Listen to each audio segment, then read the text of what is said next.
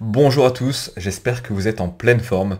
J'aimerais vous poser une question. Si vous êtes candidat à des tests de sélection d'une unité renommée, de la police, de la gendarmerie ou de l'armée, peut-être qu'aujourd'hui vous avez fait appel à un préparateur physique qui vous a fait un programme de sport qui vous demande parfois d'aller à la salle, parfois d'aller courir, parfois de faire des exercices plus spécialisés. Et en fait, peut-être qu'aujourd'hui, avec ce programme, il y a certainement des choses que vous préférez. Vous aimez peut-être plus aller courir, vous aimez peut-être plus aller à la salle parce qu'en fait, ça se voit tout de suite parfois quand on va à la salle. Et c'est une discussion que j'ai eue récemment avec un de mes clients que j'accompagne en préparation mentale. Et il me disait, moi Alexis, je suis accompagné par un préparateur physique.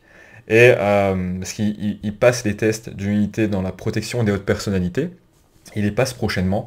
Et en fait, il me disait, moi, ce que j'aime, c'est aller à la salle, parce que quand je sors de la salle, tu vois, t'as les muscles qui sont, et moi je lui dis, oui, ils sont congestionnés, etc. Ça se voit assez rapidement. Il me dit, ouais, c'est ça. Et il me dit, par contre, il y a un truc que j'aime moins, c'est aller courir. Il me dit, moi, quand je vais courir, j'ai l'impression, en fait, que ça sert à rien. Et que, voilà, parce que ça se voit pas directement, et en fait, parce que c'est cardio. Mais ça se voit beaucoup moins au niveau des muscles, au niveau des sensations. Mais il sait que c'est important pour lui d'aller courir pour les tests. Il sait que c'est important le cardio parce qu'il faut à la fois la force et le cardio. Et moi, je te rappelle que je ne suis pas préparateur physique, mais préparateur mental. Et du coup, quand il m'a dit ça, pour lui-même, il savait que c'était une problématique parce que s'il ne change pas ça, ces tests, ça va peut-être être remis en question. Parce que si au niveau cardio, il fait pas la maille, ça va être compliqué. Et du coup, on a travaillé pendant une séance sur cette problématique. En tout cas, sur ce levier qui peut faire une grosse différence à la fin de sa prépa. Parce que si il mise tout sur la salle, se muscler, obtenir de la force, etc., mais être vraiment bas en termes de cardio, ça va vraiment être en sa défaveur par la suite. Donc ce qu'on a fait dans un premier temps, si je te dis un petit peu rapidement la séance, c'est que je l'ai fait se visualiser vraiment au meilleur de lui-même, au moment où, pour te redonner le contexte, il me disait, en fait c'est quand je suis en week-end, quand je suis en vacances, et que je suis entouré de ma famille, etc., ils peuvent un peu me dire, attends, on est en famille, reste avec nous, etc. Globalement, le contexte, c'était un peu ça, et que lui pouvait être tenté de rester plus à la maison, ou juste d'aller à la salle, mais pas de faire la course à pied, parce qu'en plus, il aime moins ce truc-là. Et du coup, l'idée, dans un premier temps, ça a été de le faire se visualiser au meilleur de lui-même. Donc, comment il se voyait, quel discours interne il pouvait avoir à ce moment-là quand il était vraiment au meilleur de lui-même, comment il agissait, quelle routine il avait mis en place, etc. pour aller faire sa séance de course à pied, vraiment au meilleur de lui-même, le samedi, le dimanche matin quand il était en vacances. Et en fait, il m'a décrit tout un tas de comportements, comment il pensait à ce moment-là, etc., sur quoi il était focalisé.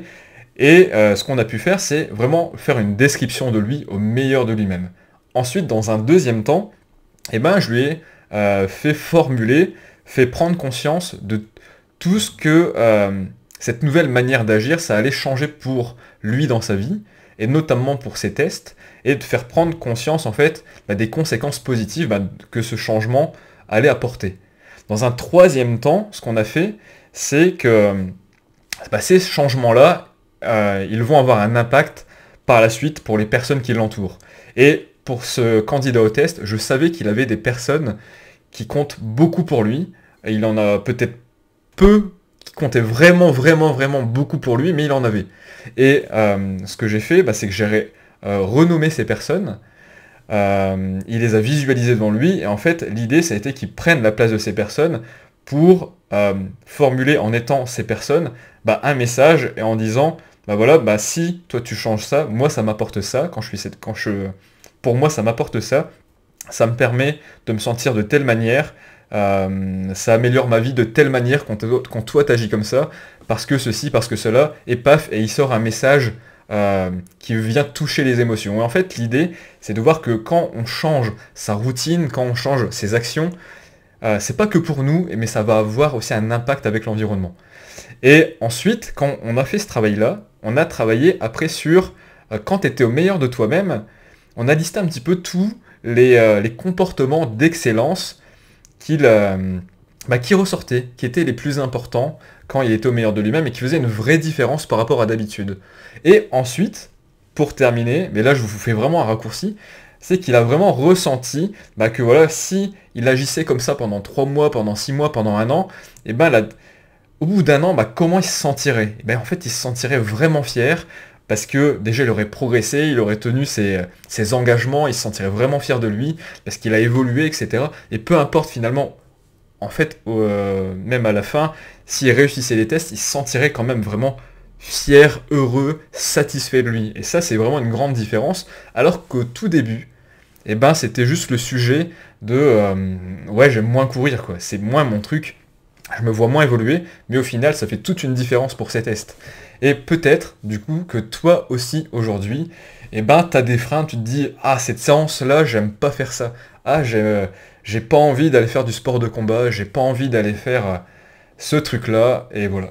J'avais envie de te faire une vidéo sur cette thématique. Alors bien sûr, là c'est pour les tests de sélection, mais en fait, si toi tu passes pas de test, ça marche aussi pour toi. Parce que si t'es gendarme, policier, militaire, ou même que tu n'es pas dans l'institution, certainement que les outils que je te partage, ça peut t'aider. Donc, n'hésite pas à mettre un j'aime si tu as apprécié cette vidéo et à t'abonner à la chaîne YouTube parce que ça m'encouragera à continuer ce genre de contenu. Parce que peut-être que tu l'as pas encore remarqué, mais c'est la première fois que je fais sur YouTube une vidéo comme ça en face à face où on peut se voir, alors qu'avant c'était des podcasts, et du coup, je me dis que peut-être c'est plus sympa si on peut se voir comme ça directement, donc laisse-moi des commentaires pour qu'il y ait une interaction. Abonne-toi et je te dis à la prochaine vidéo.